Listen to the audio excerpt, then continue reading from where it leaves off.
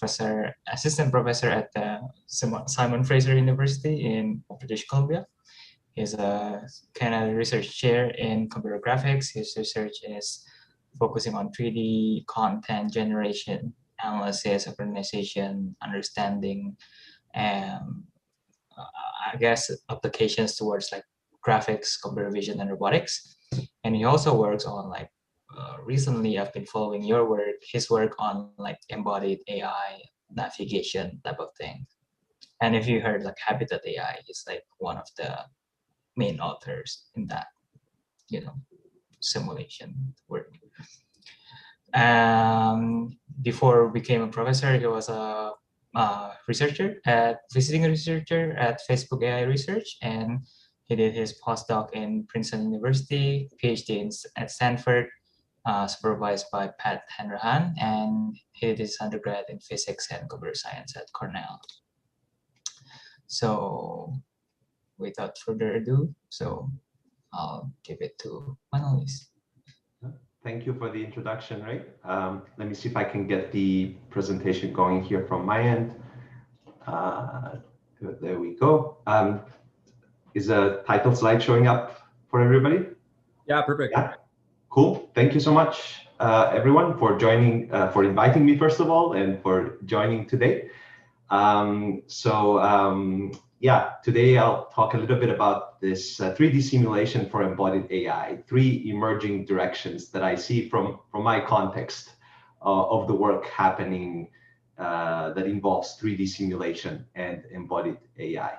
And to start, as Ray was describing, I have perhaps a somewhat atypical background and atypical trajectory into work in embodied AI, and I would like to therefore give a little bit of a brief introduction of my trajectory just to give a bit of context. I think Ray described some of this, but I went through this kind of trajectory that started with my in my academic career with an undergrad at Cornell, where I did mostly computational physics, began to work on computer graphics. I moved to Stanford to do a PhD there, and my PhD was on 3D computer graphics methods. And then as I transitioned, into a postdoc position at Princeton, a visiting research position at FAIR, and then eventually as faculty at SFU, I got more and more involved in work that involves 3D simulation for embodied AI. So I essentially, in the bottom here, I try to illustrate this transition from a world where I was primarily working with 3D computer graphics methods, dealing with geometry, representing 3D shapes and 3D scenes, to a world where these methods are applied for computer vision tasks, for robotics tasks, and for machine learning, for the benefit of these communities. So that's what this illustration at the bottom is trying to convey, my trajectory from a 3D computer graphics world into a world where these methods are more being applied for a variety of communities, such as computer vision, robotics, and ML.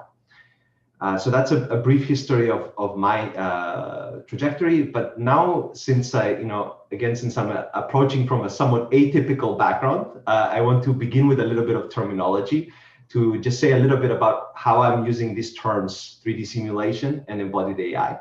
I'm probably, maybe this is somewhat unnecessary for the crowd here who are very much an embodied AI crowd, but I think it's useful to begin a little bit by saying something about the terminology. So, when I say embodied AI, I mean it in the sense that is conveyed by this embodiment hypothesis, which is the idea that intelligence emerges when an agent interacts with an environment, and as a result of that agent's sensory motor activity in that environment.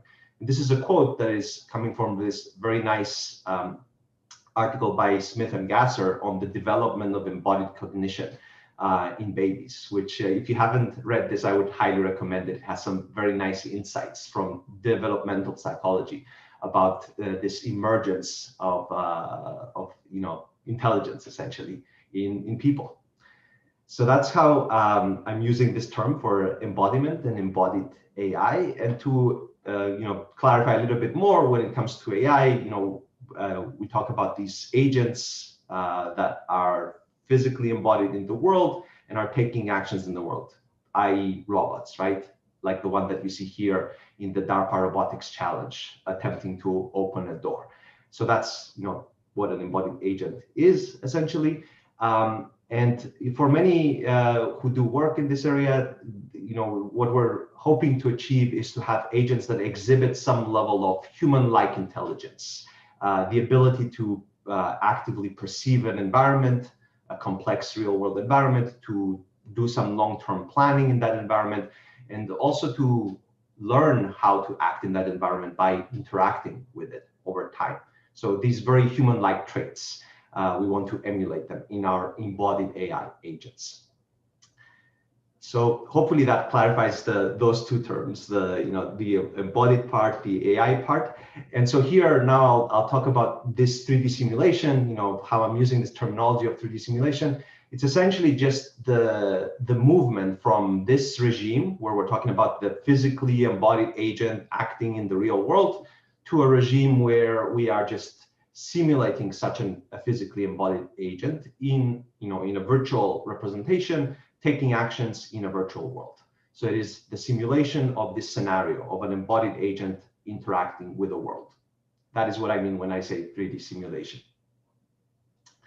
So hopefully that clarifies the terminology. Now I want to continue with this somewhat personal retrospective to explain how I arrived where I am today through the last few years being exposed to particular kinds of work. So this is going back a few years, circa 2018 or so, and these were quite exciting times, at least from my perspective. What was happening at the time was that there was this emergence of a wide variety of efforts to build 3D simulation platforms that allow for the kind of simulation I was describing earlier, of some sort of physically embodied agent moving within and interacting within an environment.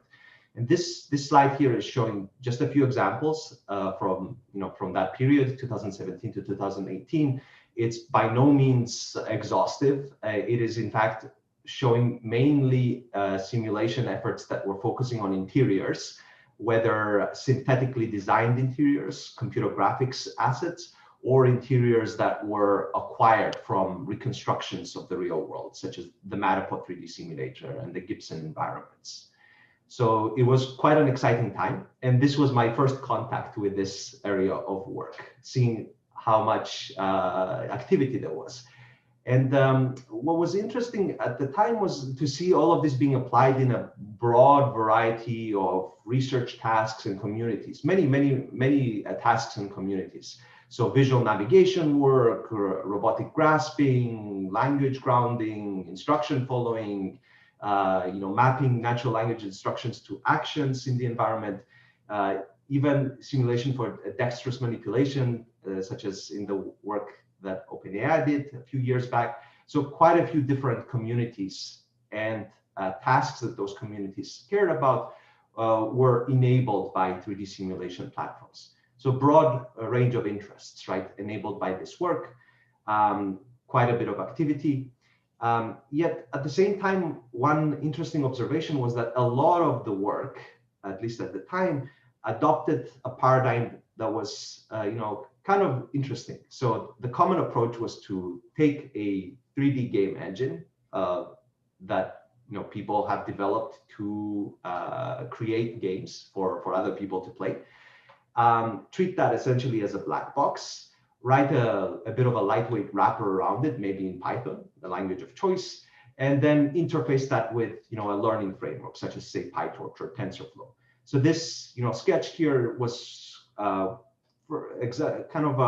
common approach that people took at the time. And this particular example is coming from AI Tutor, which was one of the first platforms, 3D simulation platforms for embodied AI. And using this approach, one can easily extract rendered frames, rendered visuals from the game environments, and then provide them for some learning algorithm. And typically, this kind of approach would give rates of the visuals that were similar to the rates that you would get from a game engine if you were interacting with it as a person, say 60 hertz or something like that. So that was the common approach. And what's interesting about this is that it's actually not very well matched to what these 3D simulation platforms were being used for. So these platforms were not being used to feed visuals to human eyeballs, which was the original design purpose for the game engines. This 3D simulation for embodied AI is actually targeting something very different. So it's not a human. It's not a human that is looking at, say, an HD display at 60 hertz, and the goal is to have a compelling interactive experience for that human. But rather, it is some learning algorithm that usually is provided some visual input at a much lower resolution, but we want to provide that input at fairly high rates. And moreover, we don't only care about rendered RGB visuals, which is what a person would consume, but many other modalities potentially. So color visuals, maybe segmentation masks, maybe 3D surface normals, maybe audio, maybe a simulated LiDAR sensor, many other modalities potentially. So these two regimes are kind of different.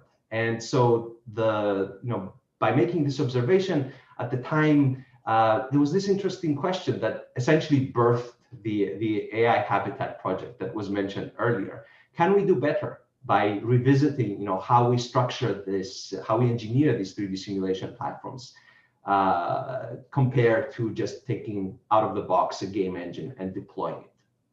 So that was the question that gave birth to the Habitat effort. And this was an effort that I was involved in as I was visiting FAIR as a visiting researcher. It was a fairly large collaboration involving many folks to whom much of the work should be attributed. It began in 2018/2019, but has continued since. And I'm sure some of you are aware of continuing activity on that front. So here I'll describe some of the early work that happened and that was published as an ICCV 2019 publication. So the earlier efforts around AI Habitat. The early efforts were essentially aiming to standardize some form of embodied AI software stack. So what we tried to do was to just survey what people were doing in terms of the data sets that they were leveraging for these kinds of 3D simulations for embodied AI. Just look at all the forms of data that people were using for reconstructed environments, synthetic environments, and so forth. Then survey the capabilities of the simulation platforms that had been developed up to that point in time, see what found broad usage and what was useful, and then survey the tasks that people had developed on top of these simulation platforms, question answering tasks, visual navigation tasks, instruction following tasks, and so forth. And by doing this 3-layer kind of survey of current work, we then revisited the engineering of a platform and tried to do our best effort, attempt to arrive at a structure that enabled a broad set of tasks with a high-level API, this so-called Habitat API here, based on a fairly minimalistic and minimally engineered simulation platform that had good capabilities, but was also pretty fast, and have that platform be able to consume any number of the available data sets at the time. So this was the Habitat platform. It was an effort to look at what had happened up to that point and then engineer something that was broadly useful while being highly performant. And just to give you an example of what it looked like, here's a video of some of these data sets that Habitat was used with at the beginning, reconstructions like Matterport 3D and the replica data set of these interior environments, and other similar kind of reconstruction environments as well. So this engineering effort then led to a little bit of an improvement, I would say, in terms of the efficiency of the 3D simulation platform. So at the time, most platforms that were being utilized by work in embodied AI would operate at tens or hundreds of frames per second. So here you see a plot that shows frames per second and self-reported speeds for the different simulation platforms at the time. Gibson, AI2Thor, Manolis, House 3D were some of the existing simulation platforms. And then through this little bit of revisiting of the engineering aspects, we could achieve significant speed ups. So we could reach thousands of frames per second on a single simulation process on a single commodity GPU. And if we try to occupy the entirety of a commodity GPU at a time with 5 simulation processes, we could exceed 10,000 frames per second of raw just rendering of visuals. So this led to significant improvements in speed, which you might ask, why does this matter? Well, why should we care about this speed? It was actually a very valid question, right? What does this do?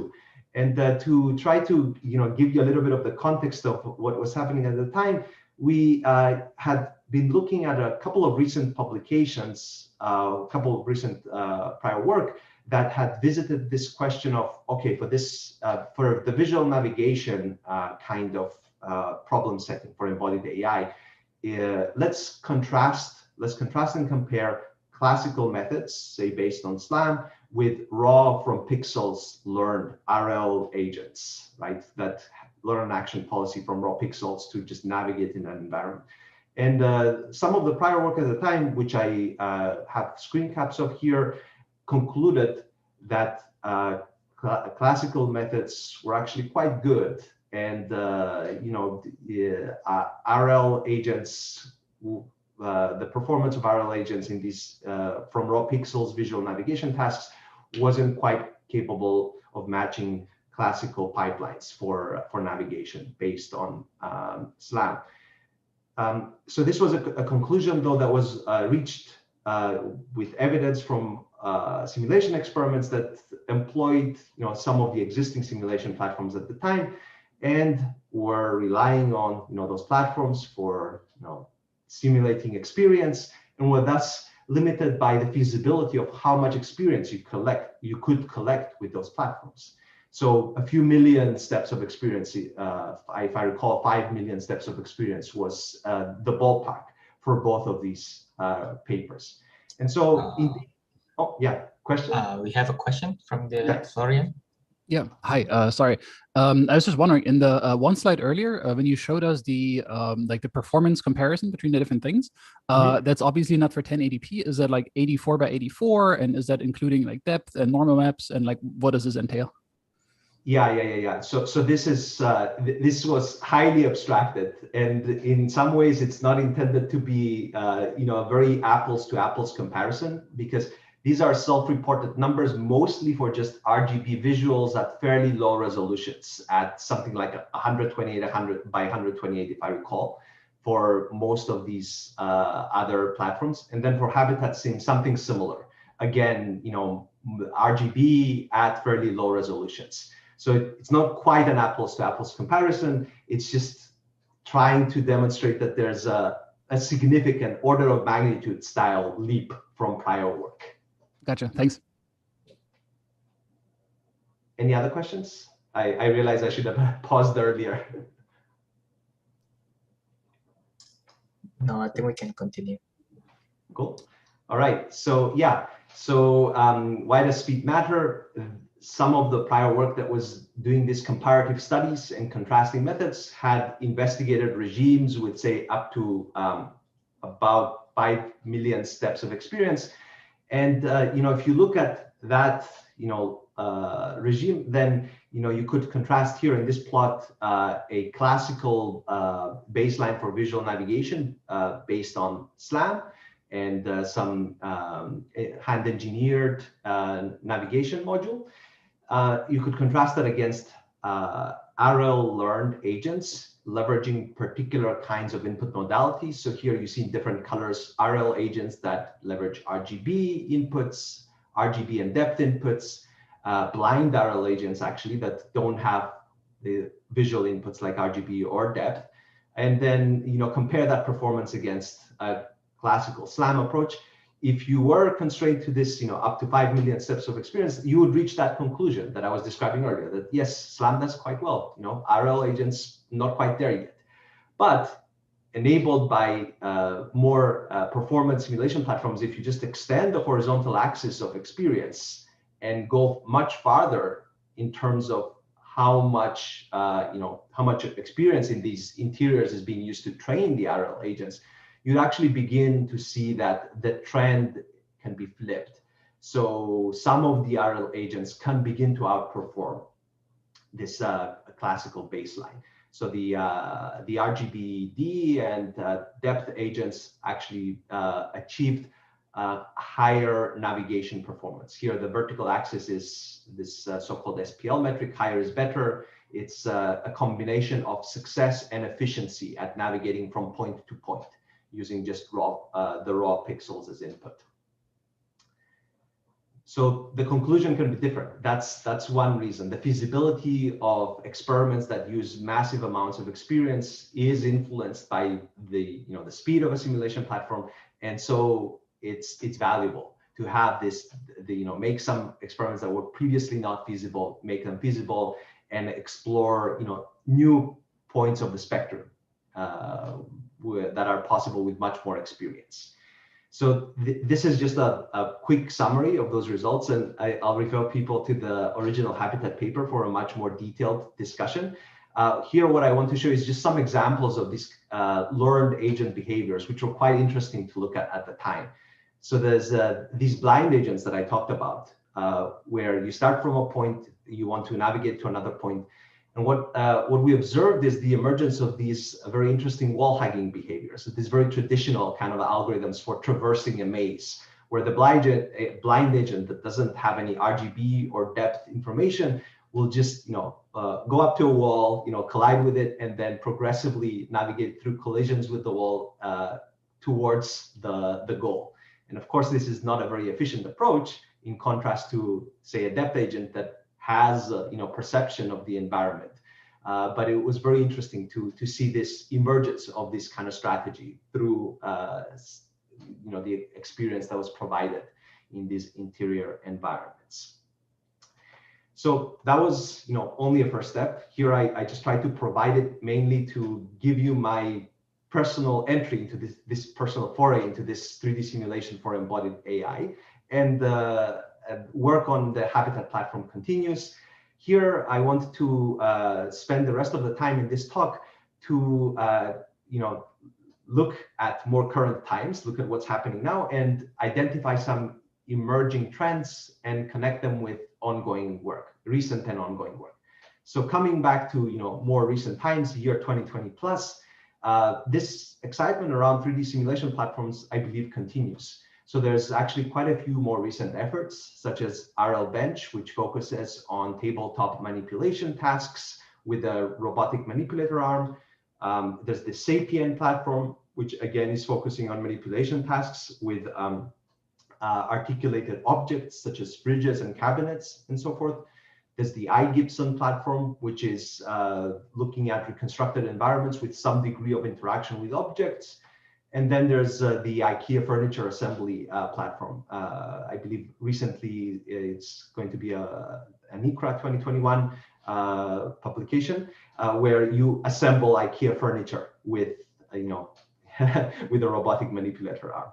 So this the activity continues more recently, and I think there are three emerging directions that are quite interesting and impactful for 3D simulation platforms.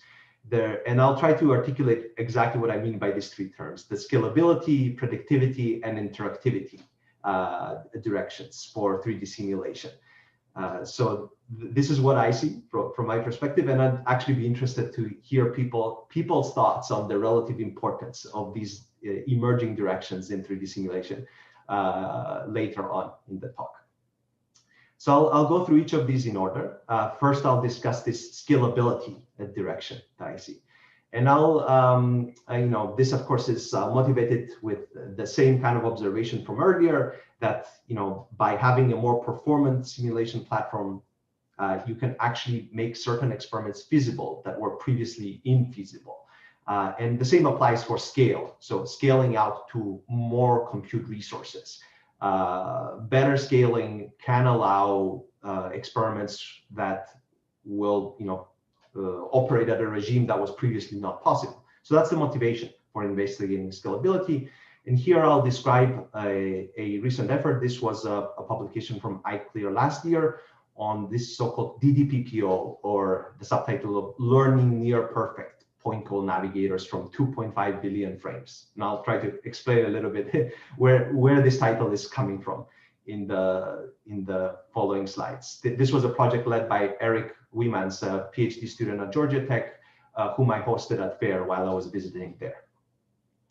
So here, a bit of a very quick high-level overview. DD-PPO was a project that decided to go with the synchronous distributed RL worldview. There's these two worldviews here. There's the asynchronous distributed RL and the synchronous distributed RL. And they make different trade-offs. In the asynchronous case, you have workers that are logging out and collecting experience and communicating asynchronously with a parameter server. Whereas in the synchronous distributed RL setting, you have a number of workers that are synchronously collecting experience and then exchanging gradients and information. And this worldview, the synchronous distributed worldview, is what we adopted with DD-PPO. Here, the key challenge in the synchronous worldview is that there is variability in the experience collection runtime. So a worker collecting some experience in a particular environment may take longer or shorter to collect some amount of experience and then synchronously communicate with other workers. So typically these kinds of approaches are bottlenecked by this aspect, that there's some variability to the worker runtime. And so ideally, in the ideal case, all workers would be, just running in lockstep, right? Everything would be happening in lockstep. Experience would be taking exactly the same amount of time to be collected, and everybody would be synchronously communicating with each other perfectly in lockstep. So the insight behind the DD-PPO approach was actually that if there are some straggler, so-called straggler workers that take longer to collect experience, then maybe it's fine to actually just preempt them, to say, okay, that's fine. Whatever you did. It's good for now. Let's move on to the next stage, right? Let's synchronously all agree that we're done and move on to the next stage. So that was at a very high level, the key insight of the DD-PPO system approach. And this insight, despite its simplicity, actually led to significant improvements in scalability. Here I show a plot where on the horizontal axis is the number of GPUs that are being used for experience collection and training. And then on the vertical axis, this measure of speed up relative to the 1 GPU setting. Ideal scaling is, of course, this straight line through y equals x. And then naive scaling without this preemption that I described is this red line here. Whereas the DD-PPO approach with preemption and with a little bit of tweaking, it gets much closer to near linear scaling. So it makes a difference to adopt something like this. So now I would like to quickly go back to this part of the title, which talked about near perfect point goal navigators. What does this mean? These are the actual experiments that were carried out as part of this work. So what does near perfect mean, and what are these point goal navigators? The point goal navigators, it's a very similar setting to what I was describing earlier in the habitat work. So here we have some visual navigation setting where an agent starts from a particular point in the environment, is tasked with going to another point in the environment, and then the agent is provided with depth inputs, RGB inputs, and also an egocentric goal position. Where is the goal relative to me? So these are the inputs that are available to the agent. And this is what the result from this work that justified the near perfect point goal navigators in the title for the project. Previous work was done up to this point, roughly this regime, and extending the amount of experience by scaling out to a lot of compute, we can see that for unseen environments that were previously unobserved to an agent, we could reach performance that is very much near the optimal shortest path from point to point in an environment without possessing the map, without ever having seen that environment, just from this egocentric inputs for the agent. So we could reach the higher than 90% SPL, combination of efficiency and success for these visual navigation agents. That was the near perfect aspect. And it's actually interesting to look at some of these test episodes of these trained agents and observe the kinds of behaviors that they can exhibit. Here's an example. An agent starts, goes down this long corridor-like part of the house, turns around into another corridor, and then turns left and goes into this, I think, bedroom, and then eventually into this, maybe this is a bathroom or something like that. So this is a fairly long navigation episode. The shortest path here is shown in green, and then the path that was taken is shown in blue. It's interesting to pause for, at a frame in this episode and look at, the decision that could have been taken by an agent, observing this egocentric input. So right now, right here, the agent is heading down the corridor and looking at this, the egocentric inputs. We could choose to turn left, we could choose to go forward, and we could choose to turn right, very roughly.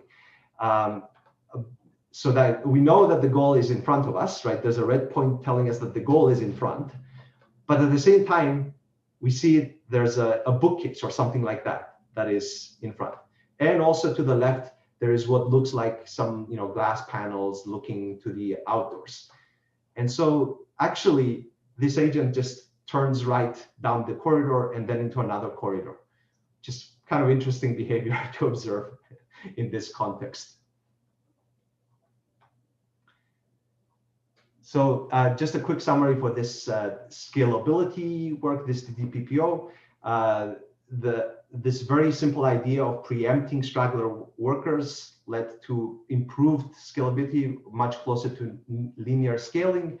By scaling through to a lot of GPU resources, collecting massive amounts of experience, we could observe near perfect agent performance on these unseen environments. And fortunately, this is not work that everybody needs to be doing, because just expanding this horizontal curve, we see that the performance versus computation actually follows something like a power law distribution. So 90% of the performance is achieved after 10% of the training. So maybe we don't need to be going all crazy all the time, scaling, at least for this kind of task specification for these visual navigation agents here. Any questions? I had one question. I'm not sure it's the right time to ask it, but this point goal task, you specify the goal in Euclidean coordinates relative to the initial robot pose. That's how it works, right? Yes. Yeah. Yeah. So I mean, that doesn't seem very realistic in general. So I don't know. I think it's really interesting to think about actually how to specify tasks in the first place in a way that would be actually practically useful. And so yeah, I don't know. It's not really a well-formed question, but what do you think? I agree completely. I agree completely. This is very much a bit of an artificial hand-holding kind of scenario. The point goal navigation. Actually, there's towards the end, I have a bit of a discussion that will come back to this, that there's a variety of ways in which the specification of the goal can be done. Some of them are probably much closer to a practical setting than this point goal setting that I was describing here. This is okay. The way that I would use these experiments is very much an abstraction that allows for investigation of different methods, how they compare on this specific test, but it's a little bit far from a practical setting. I would completely agree. Okay, cool, thanks. All right. So see how are we doing on time? 20 minutes. Okay. Yeah, I think I should, with a little bit of consistent push ahead, we should be good. So I'll move ahead. A very quick interlude. This desire for more speed when it comes to 3D simulation continues. So I just very quickly wanted to show this recent project. This will be presented at this year's iClear, and it's another 3D simulation system building effort with collaborators at Stanford and Georgia Tech. And it's the key here is batching experience to reduce overheads when it comes to rendering tons and tons of agent trajectories at the same time. So batching all of the processing that happens to render experience from these realistic environments leads to, again, orders of magnitude of improvement in end-to-end training that one can do with this kind of 3D simulation platform. So I won't say too much more about this, but I invite everybody to check it out if you're interested. So here I want to conclude this section on scale and speed and ask, is that all we need really? Probably not. If some of you are familiar with this, this piping to dev null anecdote, I think it's a similar kind of thing. We could be going incredibly fast and scaling incredibly well, but does it really matter if what we're doing is actually not valuable in real settings? And I think this goes very much to your question, Liam. What's in practical settings, what actually does matter? So this is where I want to transition into predictivity. So this is the other direction that I think is particularly important. And this is related to this sim to real goal, which is, it really motivates a lot of the work that is happening in embodied AI.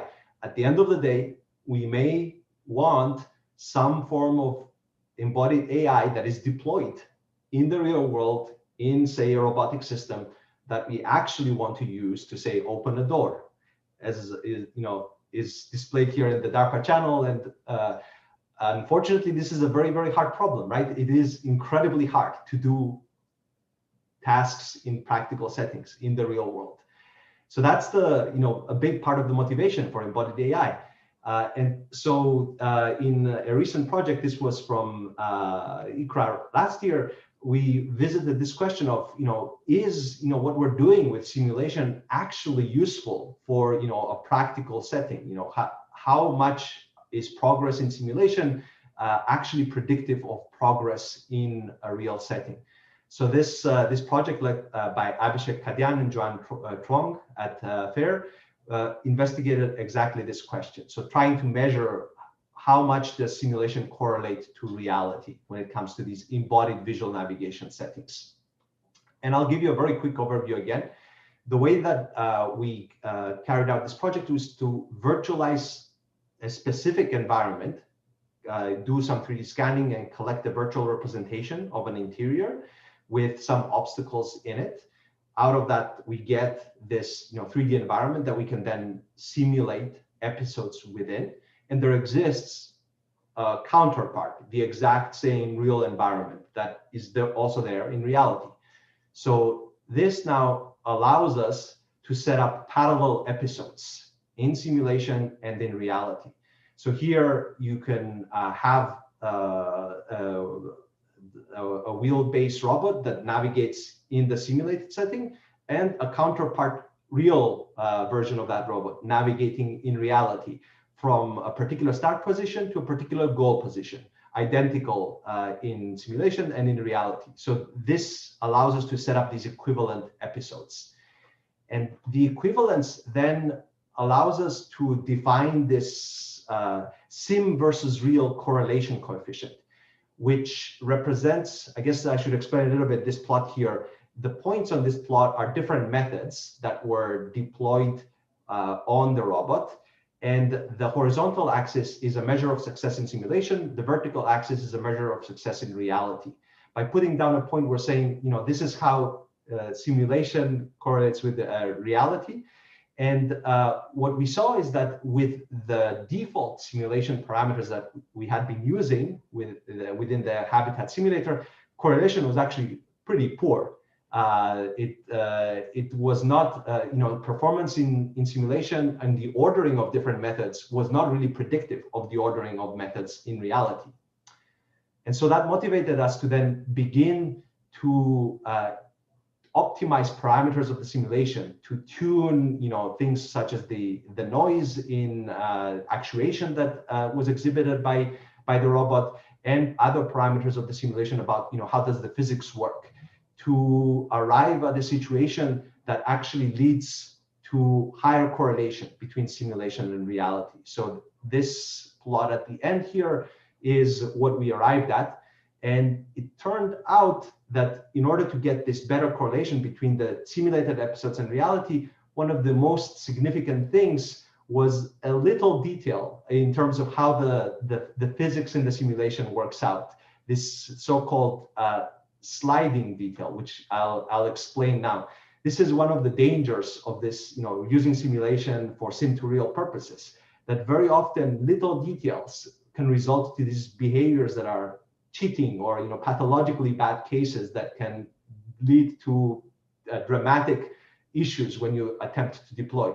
In this case, what happened is, for those of you who are familiar, in many game engines and also in early versions of Habitat, there's this sliding behavior when if you collide with a wall, some amount of your velocity goes towards a bit of a sliding behavior. It's as if the walls had very low friction and you could just slide along them. So the fact that this was how navigation physics worked in the simulation platform actually was a big factor in this lack of correlation between simulation and reality. As soon as this behavior was turned off, correlation improved dramatically between the simulated episodes and reality. So I'll try to give a quick high-level summary of this work. This virtualization of the environments can allowed to set up parallel simulation and reality episodes. And this allowed for this methodology of trying to define a predictivity for simulation to reality transfer through this so-called simulation reality correlation coefficient. And defining it in this way, we could then optimize a number of simulation parameters to improve the predictivity of the simulation episodes for real episodes, real deployment of the robot in the real world. So that was the very quick summary on that. Any questions on this before I move ahead? Yeah, quick question from Florian. Just how did you turn the sliding off? What does that mean to turn it off exactly? What happened? Yeah. So this is in some ways, this sliding behavior is a typical hack that is implemented in game engines and navigation, so-called nav mesh libraries that compute game engine paths on an environment. It's a hack that when you go up against the wall and you try to move against it, some part of your velocity gets transferred to motion against the wall. It's very common because it makes it easy for people interacting with a game to just make forward progress, even if they have collisions against the wall. It's not like, oh, you collided, you're stuck. Now you need to turn around and move in another direction. So this was a default for the navigation pathfinding library that we used, which was actually a module from typically used in game engines as well. And it just was a matter of disabling that and saying, okay, if you collide with a wall, you collide it, right? You stop. It's a collision. You don't transfer some part of your velocity into motion against the wall. Yeah, it makes sense. If I understand correctly, what this is enforcing is now the RL agent needs to find policies that are actually going to reach the goal, because initially you could do something random, but then you could still get a wall hugging behavior and still sometimes reach the goal. Exactly. That's what made a big difference. It made it far easier to have random behaviors at the beginning where you just collide all the time, right? And you just slide along and you still make forward progress. Once you turn it off, and that conforms much closer to reality, right? One of those wheel-based robots, when it collides with the wall, it's not going to be able to just slide along it, right? So it is a much more realistic setting, and it's much harder to train in that setting. So like naturally the sample complexity must have gone up quite a bit. Thanks. Yeah. Cool. All right. I see that we're at 10 minutes past, so I'll try to make sure that I get through the rest of the presentation. So now we talked about the speed, scale, and predictivity. Are we done at this point? Not really, I would say. So I showed you this video earlier of this, beautiful kind of rendered visual navigation trajectories from AI Habitat, but everything that you see here is frozen in place. All of these environments are completely static. It's just navigation through a frozen world. So if you bump into things, they will not move. If you try to, open a closed door, it will not open. So it's a little bit deceptive, actually, I would say. And this is where the last part comes in, towards interactivity. I think this is a very important direction, because if we go back to this, the definition for the terminology that I was using earlier, embodied AI is in many ways, it's all about interaction, right? This embodiment hypothesis is about an agent interacting with the environment. So where the expletive of your choice is the embodied part so far, if we're just, we're this disembodied camera that is moving through the world. So it's really important to have some degree of interaction with the environment and be able to change the state of the environment. We saw some of this earlier. Some of the recent work is actually tackling this setting where the agent is changing the state of the environment. So the iGibson platform has manipulation of doors and other simple objects, and the RL Bench platform, this recent effort, is also focusing on tabletop manipulation tasks, so that there is work that focuses on interaction. So what really is the challenge, right? What is the problem? And this direction that I'm describing is towards interactivity. What is challenging about this? Since there are some efforts that are already starting to tackle interactive embodied AI tasks. So I would argue there's actually a number of different challenges that work in this direction needs to address. One is that when it comes to interaction, there are many, many levels of detail and many ways to talk about abstractions of this interaction. Some people may care very much about manipulation of objects, right? Multi-contact, detailed, complex manipulation of some complex objects, non-rigid objects, even deforming objects. So that level of abstraction would be very different from one where we have, say, a mobile-based robot that just mostly navigates and then once in a while needs to open a door and close a door. And these levels of abstraction have a big impact on how the simulation platform itself is designed and how it affords different kinds of connections with a learning algorithm. At what level should we represent, say, the action policy of an agent? Should it be, all the ways in which, joint torques can be applied? Should it be some higher level abstraction? Should it be some, endpoint kind of effector control? There's many ways to abstract an interactive task. That's one part of the complexity here. Another part of the challenge is that there are very few actually interactive 3D environments. So even the work that I was showing earlier in the previous slide, it's a tabletop setting with some objects. But if we care about these larger scale realistic interiors, even the iGibson work, it's limited to just a handful of environments that are interactive. So it's actually very hard to design or capture from the real world realistic environments that are interactive, with which an agent can actually fully interact, open and close all the objects and move things around. And lastly, when it comes to simulating these interactive settings, physics, that part of the 3D simulation can be quite slow. So in contrast to the work that I was describing earlier, where I was talking about tens of thousands of frames per second of experience, as soon as we turn any non-trivial physics on, we go back to regimes where we're talking about tens or hundreds of frames per second. So that is a bit of a limitation in terms of the complexity of simulating detailed physics when it comes to interaction. So here I'll just talk very briefly about some ongoing work or recent and ongoing work that attempts to answer some of these questions.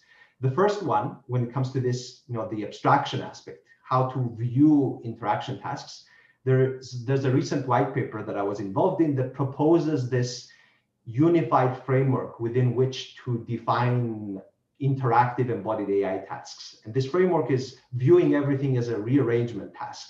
This is a recent paper up on arXiv, and I would invite everybody to take a look if you're interested. What this proposes is that it's really, we can really take this abstraction of rearrangement to describe many of the tasks that people have attempted to do and are currently attempting to do. Rearrangement that has a particular current state of the environment and aims to transform the environment through agent action into a goal state. And that specification of the goal state can take a variety of different forms. It can be very geometric, in some way defining an egocentric point relative to the agent, which is a bit of a naive abstraction. It can be defined in terms of some linguistic input, telling the agent to move something from somewhere to somewhere else. It can take the form of an image. This is the goal state that is desired. I have a picture of how the environment should look. Or it can take the form of prior experience. The agent is allowed to walk through the environment in its desired state, and then is asked, okay, take this, all, messed up and cluttered bedroom and then clean it up for me, how it was before everything happened. So this is, I think it's useful to think about these different modalities in which, input can be provided to the agent, which have a big impact on the practicality and the feasibility of the task. So I would encourage people to take a look at this write-up. I think it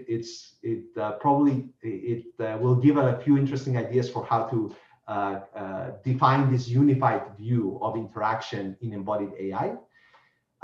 Here, I just want to end the presentation with a quick kind of teaser of some ongoing work on fast interactive 3D simulation that's happening in the Habitat group at FAIR right now. So this is, just quick teaser of interactive 3D environments in Habitat where you can interact with doors, we can interact with articulated objects such as cabinets, fridges, move objects around, and so forth. I'll just very quickly skip to some interesting segments of this video that demonstrate, these kinds of course, here human-driven ways in which one can interact with the environment, but give you an idea of what is now possible with newer versions of the Habitat platform.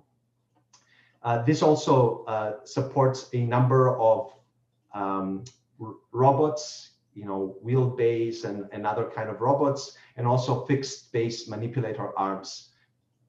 So this was just a very quick teaser demo here. And I want to show a few preliminary experiments along this direction that are exploring the difficulty of rearrangement tasks in this context. So having a robot that goes around and moves a chair from one location to another, or a robot that's tasked with going up to somewhere in the environment, picking up a plate, moving it to the table, then going to the fridge, taking a fruit out, and then moving the fruit from the fridge to the table.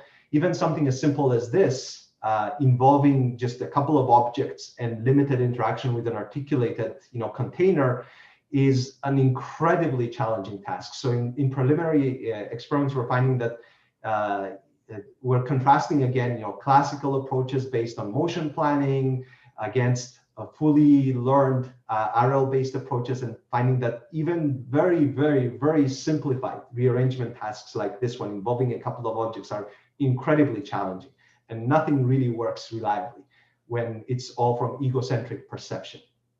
So that was a quick teaser here. I'll invite everybody to check out Habitat, because many of the features that I described with physical interaction, articulated objects, importing of robots, and so forth are already there. So if you're interested in trying it out, please take a look and definitely reach out. I'll conclude with a few quick takeaway messages. So here's a few takeaways that I want to communicate, hopefully through this presentation. 3D simulation is a powerful tool, but it's wise to not treat it as a black box. There are many ways in which treating it as a black box can lead to issues.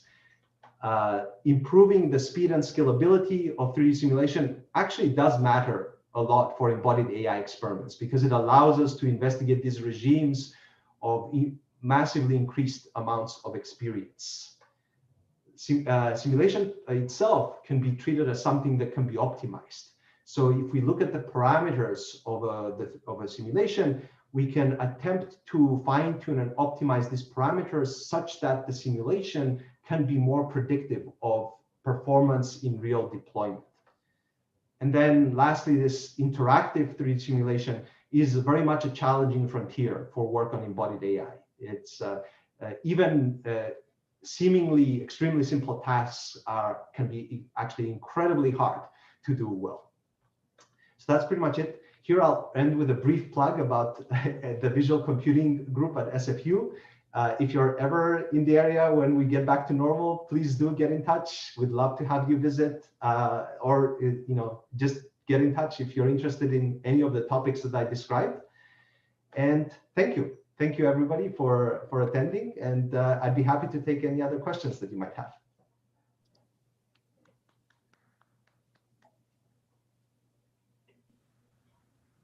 Thanks, that's great. Thanks. Okay, there already seem to be a few raised hands. Do you want to go to Maz? Thanks. Thank you so much first for this really stimulating presentation. I was curious about the possibility of decoupling abstract rules for navigation in, like, for instance, a grid world without even 3D, and the visual aspect, and to what extent this is possible to have extremely fast learning for the more abstract part, and another one that used what you just showed for more the sensory motor integration aspects. Yeah, that's a great question. I think that's a very, very promising direction to think in. This two-level kind of abstraction, right? One level is maybe a higher level kind of maybe waypoint-based policy or something like that, where you have a very abstracted version of an environment. You're reasoning primarily about, okay, there's, maybe there's walls and there's occupied space and empty space.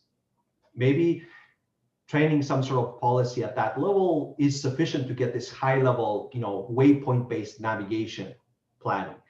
And then, when you get to the complexities of the real environment, where you get complex visual inputs, you can have something different at this lower level of abstraction, where you're fine-tuning a bit on top of this higher level policy. I think this is actually a very promising way to think about it. And there is, I think, evidence already from some recent work that operating in this two-layer way is beneficial. There's some work doing this waypoint-based planning that actually shows you can definitely improve on visual navigation by having this additional, more abstracted level to your policy. Thank you so much. Yeah. So yeah, I have a couple of questions on maybe just one question on what your thoughts are on handling the types of objects that are quite hard to simulate. Like, there's all sorts of stuff, in the real world. There's maybe fluids and deformable objects. Are they like somewhere on your horizon for habitat? Yeah, the real world is very, very complicated, right? There's all sorts of physical behaviors that are hard to capture. So I would say the near future certainly of habitat, and a lot of the efforts, not all, but much of the efforts in 3D simulation platforms is to treat the world as a collection of rigid bodies that can articulate. And so these, deformable objects, these fluids are complex, are interesting, but for most of the efforts, they're kind of abstracted away, and we pretend that for now they don't really exist. We just look at this problem setting of the world is a set of rigid bodies that can move and articulate with respect to one another. There are exceptions to this. There's the 3D world simulation platform, I believe, does focus on simulating fluids and some deformable objects in addition to this very rigid world view. That's right. Yep. All right, since we're like a bit over time, I guess we'll move some of our discussions to the meet and greet, which is just scheduled here. And we'd also like to take like a 5-minute break just for everyone. See you soon. Yeah, thank you everyone for attending. Thank you for all the questions and feedback, and see some of you in a few minutes. Thanks so Thanks so much. Thanks.